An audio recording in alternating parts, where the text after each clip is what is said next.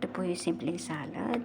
Nilagyan ko po siya ng lettuce, tsaka po onion, kamatis, cucumber po. Ngayon po lalagyan ko po siya ng, ayan, lalagyan ko po siya ng corn.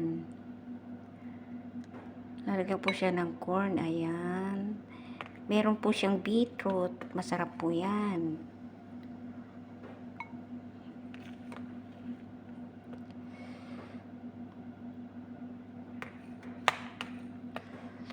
Simpleng salad po yan pero masarap.